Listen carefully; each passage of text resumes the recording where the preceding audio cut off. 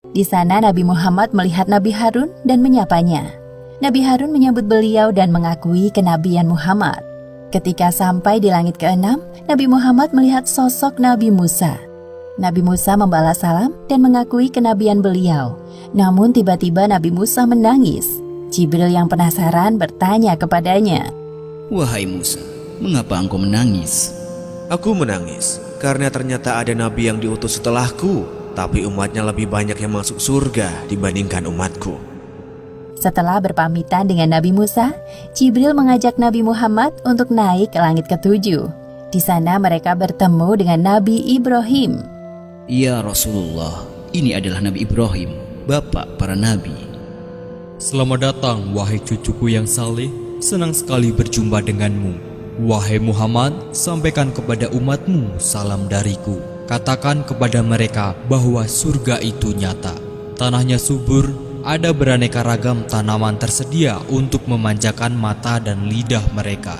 Semua hal yang mereka inginkan tersedia di surga." Di langit ke-7 inilah Nabi Muhammad diperlihatkan surga.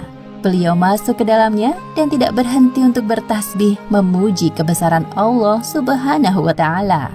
Subhanallah, Maha Suci Allah. Seusai berkeliling surga, tibalah saatnya bagi Nabi Muhammad untuk naik ke Sidratul Muntaha. Pada momentum ini, Jibril menampakkan wujud aslinya sebagai malaikat. "Wahai Rasulullah, sebentar lagi engkau akan bertemu dengan Sang Penciptamu. Namun aku tidak bisa mengantarmu." Sebagaimana yang disebutkan dalam Al-Quran surat An-Najm ayat 13 hingga 18. Dan sesungguhnya Muhammad telah melihat Jibril itu dalam rupanya yang asli pada waktu yang lain, yaitu di Sidratil Muntaha. Di dekatnya ada surga tempat tinggal. Muhammad melihat Jibril ketika Sidratil Muntaha diliputi oleh sesuatu yang meliputinya. Penglihatannya, Muhammad tidak berpaling dari yang dilihatnya itu dan tidak pula melampauinya. Sesungguhnya dia telah melihat sebagian tanda-tanda kekuasaan Tuhannya yang paling besar. Tiba-tiba Nabi Muhammad dinaikkan lagi menuju Allah Subhanahu wa Ta'ala. Tubuhnya mendekat kepadanya dalam jarak yang tidak jauh. Namun Nabi Muhammad tidak dapat melihat Allah Subhanahu wa Ta'ala secara langsung. Beliau melihat Allah Subhanahu wa Ta'ala dengan hatinya. Pada saat itulah Allah Subhanahu wa Ta'ala mewajibkan hambanya untuk sholat 50 kali sehari semalam. Setelah Nabi Muhammad menerima tugas dari Allah Subhanahu wa Ta'ala, beliau turun. Di langit ke-6, Nabi Muhammad berjumpa dengan Nabi Musa. Mereka saling berbincang. Wahai Nabi Muhammad, apa yang Allah perintahkan kepadamu? Sesungguhnya Allah Subhanahu wa Ta'ala mewajibkan kepada umatku untuk sholat 50 kali sholat sehari semalam. Kembalilah wahai Muhammad, mintalah keringanan kepada Allah. Aku yakin umatmu akan keberatan dengan hal ini. Nabi Muhammad mulai berpikir dan meminta pendapat Jibril. Sedangkan Jibril menyetujui apapun keputusan Nabi. Akhirnya Nabi Muhammad kembali naik untuk menghadap Allah. Nabi Muhammad meminta keringanan untuk umatnya. Maka Allah Subhanahu wa Ta'ala meringankannya menjadi 10 waktu sholat. Kemudian Nabi Muhammad kembali ke langit ke-6 dan bertemu dengan Nabi Musa. Mendengar jawaban dari Nabi Muhammad, Nabi Musa menyuruh beliau untuk meminta keringanan lagi. Kembalilah kepada Robmu. Aku sangat yakin umatmu tidak akan sanggup melakukannya. Nabi Muhammad kembali menghadap Allah Subhanahu wa Ta'ala. Lalu Allah Subhanahu wa Ta'ala meringankan menjadi 5 kali waktu sholat. Nabi turun lagi ke langit ke-6. Di sana Nabi Musa telah menunggu Nabi Muhammad.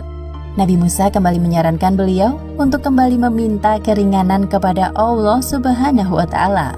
Wahai Nabi Musa, aku telah malu kepada Robku. Aku rela dengan keputusan ini. Kemudian Nabi Muhammad berpamitan dengan Nabi Musa dan meneruskan perjalanan. Ketika itu terdengar suara dari langit. "Wahai Muhammad, engkau telah menyetujui farduku dan aku telah memberikan keringanan untuk para hambaku." Perintah sholat 5 waktu nilai pahalanya sama seperti 50 waktu dalam sehari semalam. Allah Subhanahu wa Ta'ala sangat menyukai ibadah sholat karena membuat umatnya terus ingat kepadanya. Serangkaian perjalanan Isra Mi'raj Nabi Muhammad akhirnya usai. Setibanya di Masjidil Aqsa, Malaikat Jibril menghadirkan para ruh nabi-nabi terdahulu untuk menjadi makmum sholat Nabi Muhammad. Setelah itu, Nabi Muhammad naik ke punggung buruk untuk kembali ke Mekah dan tiba di sana sebelum pagi hari.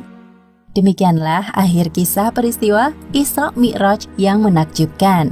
Hikmah yang dapat kita ambil dari kisah ini diantaranya: pertama, peristiwa Isra Mi'raj merupakan sebuah penghormatan dan penghibur bagi Nabi Muhammad setelah ditimpa ujian yang bertubi-tubi, seperti ditinggalnya Abu Thalib, Khadijah, penyerangan penduduk Taif. Namun beliau berhasil melewati semua itu dengan sabar dan tawakal.